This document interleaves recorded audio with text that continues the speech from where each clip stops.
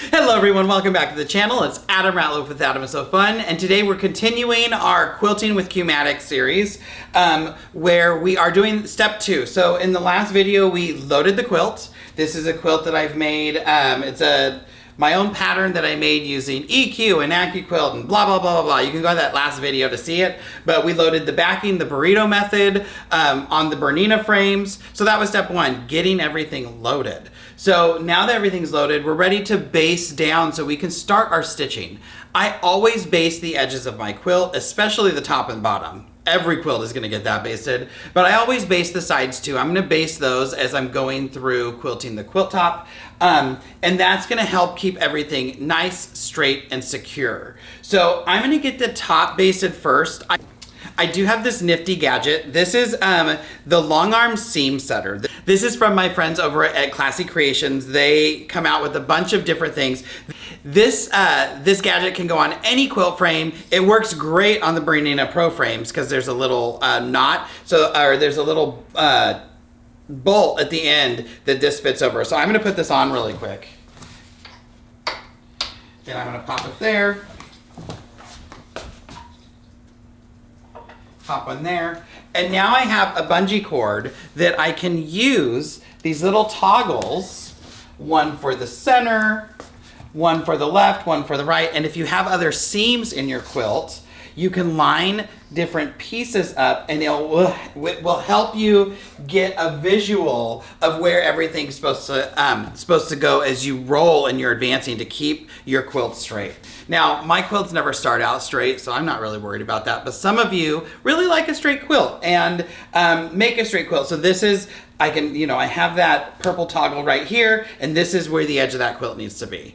Again, I know this quilt is not straight, especially it's flannel, and that stretches a ton, so I'm not gonna worry about it. But I will show it. Some other things we're gonna do. I base my quilts on with a ruler. I like to use a ruler, so that means I have to put on my ruler base and I need a ruler foot. In this case, I'm using number 96, but you could also use number 72. Just if you're using the 72 on your BERNINA long arms, make sure you've adjusted it to go as big as it can go. You want it all the way down on these because it is a hopping foot, and as it hops up, you don't want it to be high enough that it hops and goes over your foot. So always check that first on those 72 feet. One of the things I love about the BERNINA machines, so easy to change a foot. I'm gonna clip one off, clip one on. Foot is changed. I'm also going to be using the cup clip, which goes on this foot. It's a little bowl, so as you're stitching around, it won't get caught up on any seams. There are a few places where there's a little bulkiness. The cup clip's going to help keep that from getting caught up on anything. And I'm going to put this other one in my little side tray. So I do have to put my ruler base on. It's over here on the floor. I do have to put my ruler base on, so I'm going to move over to the side and do that.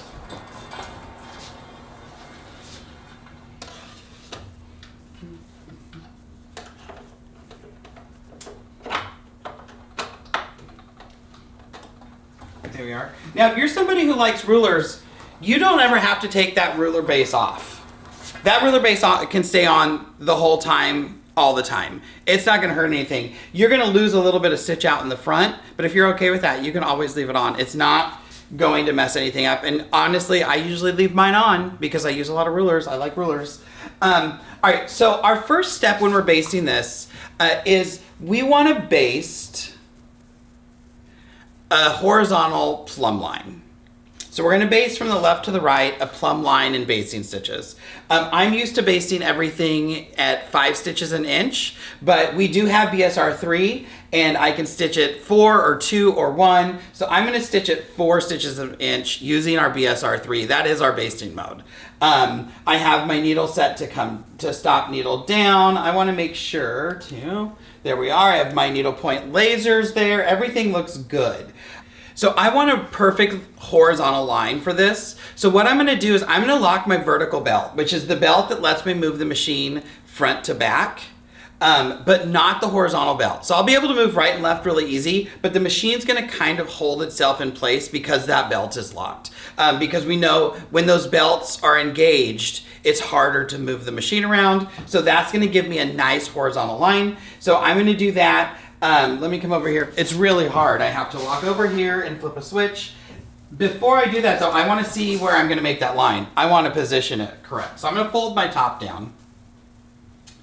And I'm gonna come, I don't know, an inch, inch and a half or so away from my pins, making sure that the batting is there and that everything's good.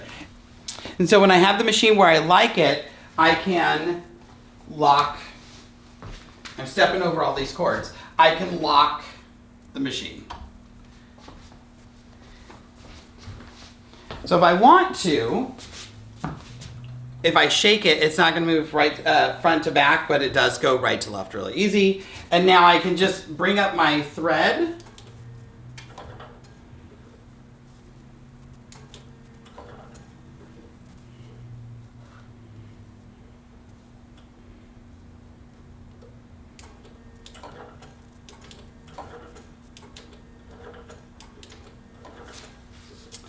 I did not, let's see. Foot down, needle down. I did not do the full tie off. You can. I usually don't tie off basting stitches because maybe I want to take them out. This, honestly, these stitches are never coming out because this is going to be in the binding. So it is what it is. It's personal preference. So my machine is set to toggle 2 to start stitching, and I can toggle 2.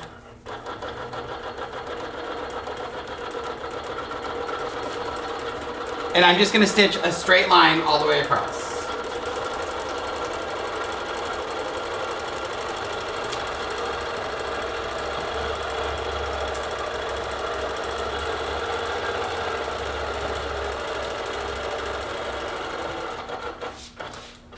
So one hand is making sure everything is nice and smooth while the other hand drives. Nothing rocket scientist. When I get to the end, let's bring up our bobbin.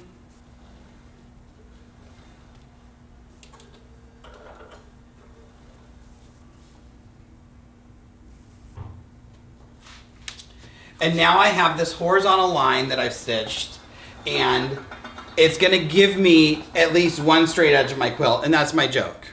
One edge of my quilt is straight because it was lined up on this line. So now I'm gonna bring you close so you can kind of see what I'm doing. So you can kind of see that straight line. I figured you could see teal on cream, but obviously not. You can kind of see that straight line. What I'm going to do, I'm gonna zoom out. What I'm gonna do is I'm gonna fold my top up, keeping everything nice in line, and just line up the edge of the top with that stitch line I just made. Now remember, I have extra. So the reason to have extra, and I'll zoom out so you can see this a little better. So now the top's in line, perfect. So you can see my, my little bit of fullness here. The reason I do this is so I don't accidentally make my my plumb line and then have to grab my quilt and try to stretch it out. Because again, it wants to stick to everything that it's touching and it's gonna start stretching things. So I always give myself extra. I can just fold this extra down. Once I baste this down and it's stuck there, then I can come tighten everything and it will get rid of this. That's not gonna stay there, it's just there for now. So I went to the back and I unlocked the belts because I wanna be able to move freely because now I'm basically doing ruler work. All right?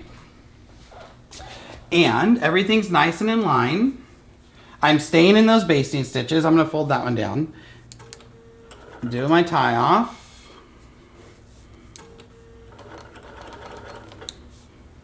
And so my needle's down. I want to stay about 1/8 of an inch. I wonder if I can zoom in more for this. I'm going to try to keep my hands out of the way as much as I can. So I'm going to zoom in about 1/8 of an inch. I use a ruler to help me with this. I don't use channel locks or anything for this part. If you don't have Q-matic, you can get channel locks for your machine to help get you those straight lines. For this part, I don't use that for this basting. I use a ruler. I find that a ruler helps me keep everything nice and straight, and I can just stitch. There we go. And so I always come down about an inch, inch and a half, 2 inches, whatever, 1 to 2 inches. I'm going to get this corner. Also, we want to trim these extra threads. These are bad if they go down far enough to start getting locked in, locked into the wheels and things. So now I can move to the right, and I'm going to stitch that.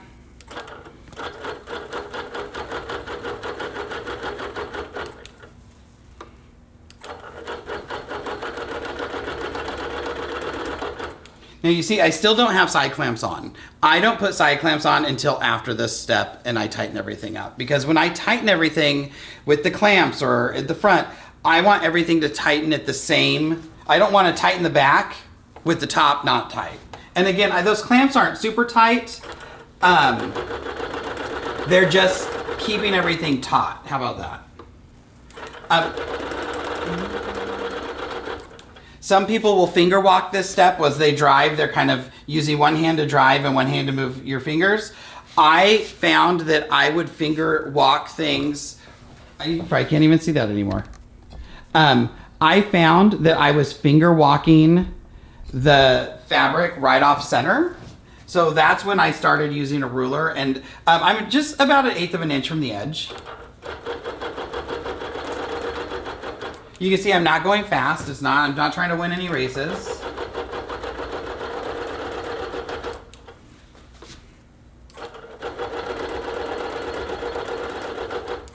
And I do turn the machine off every time I'm moving the ruler. You do not want the machine on when that ruler is moving. Those are things that can hurt you or the machine.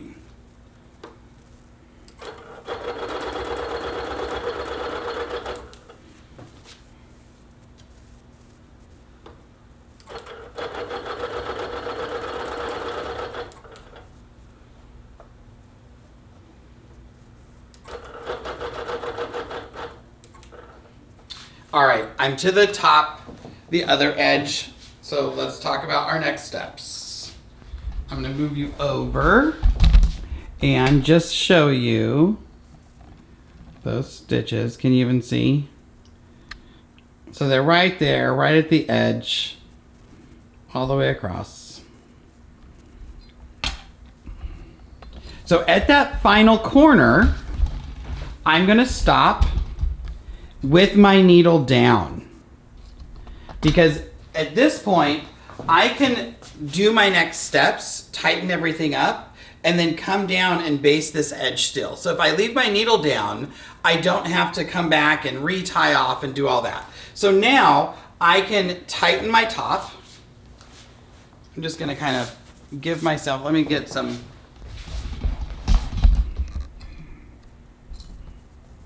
lots of maneuvering the camera. So I can kind of come in, do one of these, make sure everything's nice and flat. Like I'm not trying to pull it super tight and then tighten up my top bar. There we are. I know the batting's flat right now. That's not something I have to worry about. And now my top is ready to go. I can stitch my sides down. Again, my needle's still down. Uh-oh.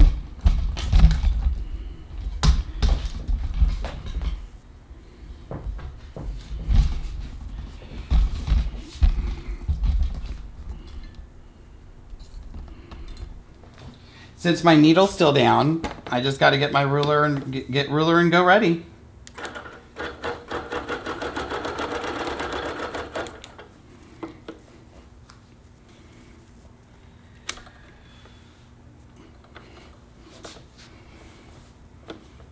And I'm going to stitch as far as I can go.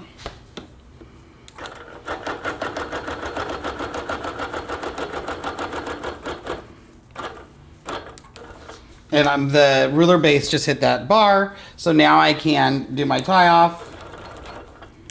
because I do tie off this part, especially if it's the end.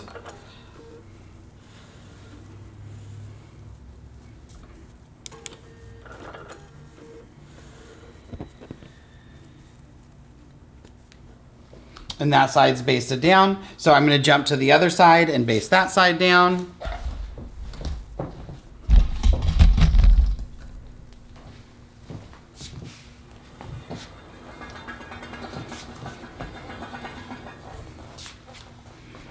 And this is as far as I can get going close. So I'm just going to move back a little bit. Tie this off. And I'm going to stitch up. And usually on the left side, I stitch from the bottom up. The right side, I stitch from the top down. I don't know why. It's just what I do.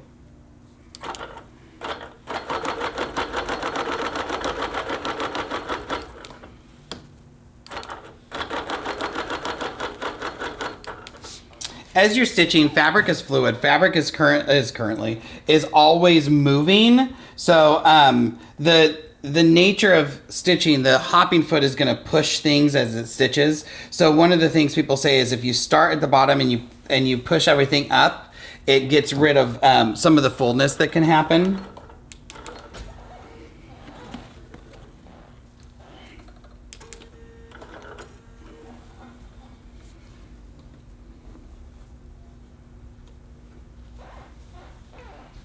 And now that I'm all basted, we're gonna zoom out. Now that the sides are basted and we're ready, we can go in and we can add our side clamps. Now,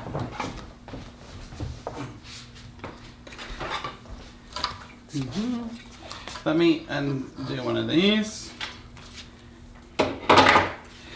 So these are the side clamps that come with the machines. They're great. You could use them, blah. But sometimes I have a quilt top and this is just gonna get this kind of edge.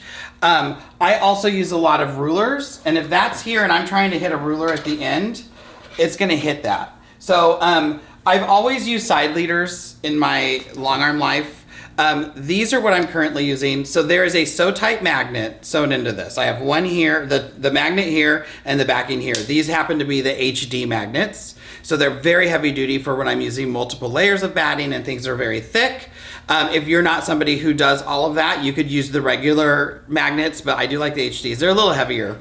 But what I do is, instead of clamping this onto my quilt, I have sewn a lip. I have a video, I'll link it below, of how I made these. And again, if you're shopping at sewtights.com, you can use code ASF10 and save, I think, 15% off your purchase. Love them. The girls over at Sew Tights are so fantastic. But I've created a lip, and I learned this from my friend Barb Tatera, so shout out to Barb. I'm gonna put this into my clamp.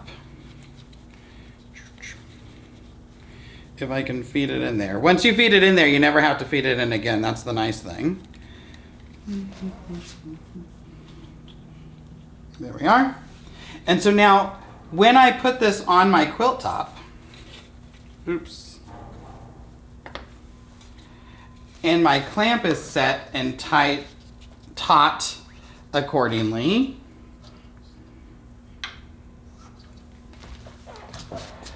my ruler base never hits that clamp.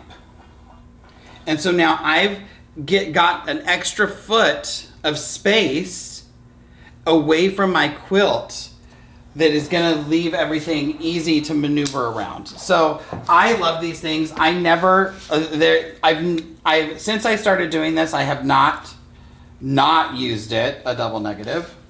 I just think it's such a smart idea. I used to use a piece of webbing, so you don't have to do magnets.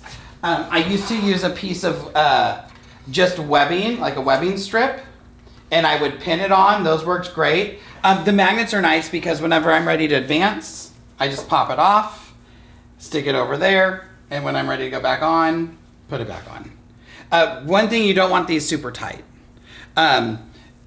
They will sag a little bit because this is hanging out in the middle and it's kind of heavy. But if that bugs you, you can get a bar to stick under them and hold them up. There's ways to do it, but these sponges are funny. But yeah, I definitely always have a different system because of my ruler work. I like to come out here. So I'm gonna put the other sides on. I'll be right back. So I was talking about, you know, sometimes having that extra. Case in point, I have a lot of extra fabric. If I were just using the grabbers, the regular grabbers, I'm only gonna grab this part of the fabric. I like to usually grab batting if it's there. If I'm grabbing batting on one side, I wanna grab it on both. So this lets me get all the way over there. I could actually come in another inch or so. Everything looks so good, so nice. And then, so let's talk about the seam setter since we're here. I just got it all set up. So on that seam setter, and again, this is from Classy Creations, so check them out. Actually, let's get you here, more straight on. And we'll just look at one side of the quilt. So you have different toggle colors. So I have purple, so you get 3 purple. So I have a purple on the outside, I have one on the other outside, and then I have one in the center. The center of this is not a center of a block, so that's kind of weird. But then I have these 4 more markers on each side. So what I did is there's this seam that's gonna be in every block. So that's here.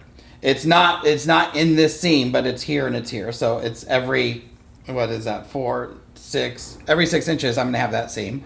There is a vertical seam that's gonna run this whole quilt. That's where some sashing went in. Another seam in the center of the block. Another sashing, and then the center. So that's how I'm marking this. So as I roll this up, I know where all those seams need to hit. So if I need to kind of zhuzh and move it a little bit, this lets me do that.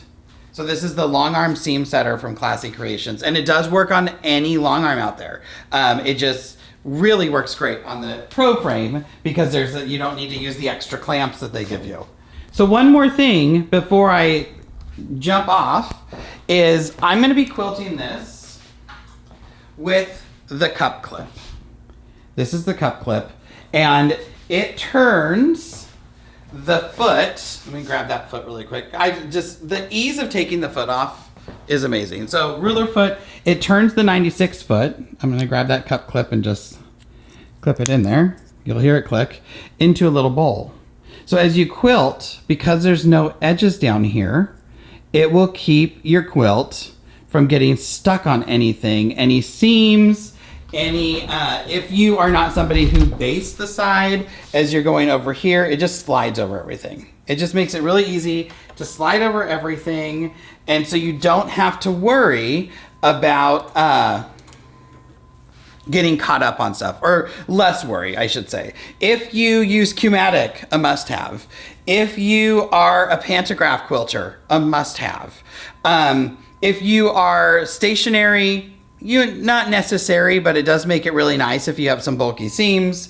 But anything edge-to-edge quilting, if you're doing, you're just free motion edge-to-edge and you do a lot of piecing, a great accessory to have. So this is the BERNINA cup clip. All right, everyone, so that was basting down, or how I baste the quilt. Now, am I gonna go and baste all the sides right now? Absolutely not. I baste the sides as I go, especially if I'm running Q-matic. I'm gonna do my first area, my first section, advance, next, baste the sides, do my next section, advance, and do that. So in the next video, we're gonna set up that edge-to-edge quilting. In the Q-matic, we're gonna bring in our new design, and we will stitch out the first row. So thank you for following along on this journey. I mean, I love long arm quilting. I love to share my passion. And these are just little tips that I've learned along the way. Things like using a ruler to baste instead of finger walk. Things like using a seam setter guide to help keep things nice and straight. The side leaders. Things like side leaders so my ruler base doesn't hit. All those things are things that I've learned, and gadgets that I've fallen in love with over the time of me using the long arm. I love long arming. I feel like everybody needs one. So with that said, don't forget to like, subscribe, and hit that bell icon so you're notified when new videos drop. And follow me on social media. I'm Adam So Fun with an SEW on Facebook and Instagram and TikTok. And you see a lot more things there than on the YouTube channel because I just don't have the time to make everything. Thank you so much for watching. And what do I always say at the end of the video? At the end of the day, it's just quilting. We want to have a good time. So get out there, have a good time, and we will see you in the next one where we are setting up that Q-matic design and stitching out those first rows. Bye, guys.